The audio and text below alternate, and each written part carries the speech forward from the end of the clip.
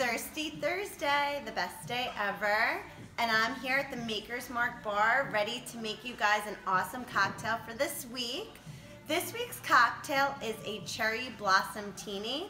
I decided to do it because if you go outside right now, there's beautiful cherry blossoms everywhere, and it just says spring to me. And this cocktail is a little bit different because instead of using vodka or gin in my martini, I'm going to use sake. Yes, sake. Most of you probably don't know much about sake. I have to be honest, I know very little about it as well, but I did do my research and I do enjoy it in a cocktail. Sake is like the national spirit of Japan. It's basically fermented rice wine, which is really good. It ranges between 15 and 20% alcohol.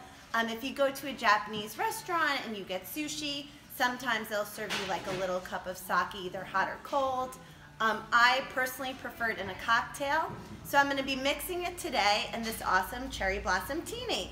So the ingredients in my cocktail today are going to be this G-Joy sake. Now the G stands for Genshu, which is a type of sake. Basically it's naturally fermented and it's not diluted at all. So it is 18% alcohol in it. I'm going to be using cranberry juice. I'm going to be using bitters, to be using Cointreau, which I have down here. I'm going to use fresh lime juice, and that's it. So the first thing I'm going to do is take my cocktail shaker with ice, and I'm going to take 1.5 ounces of the G-Joy sake. It smells so good, very citrusy, delicious. Okay, so 1.5 ounces of that right over my ice. Then I'm going to take 1/2 ounce of the Cointreau.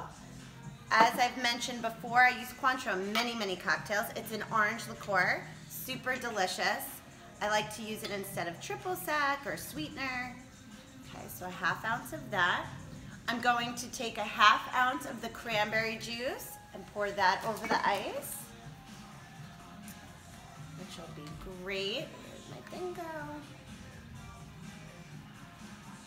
Okay, and lastly, I'm going to take I'm going to take a splash of the lime juice.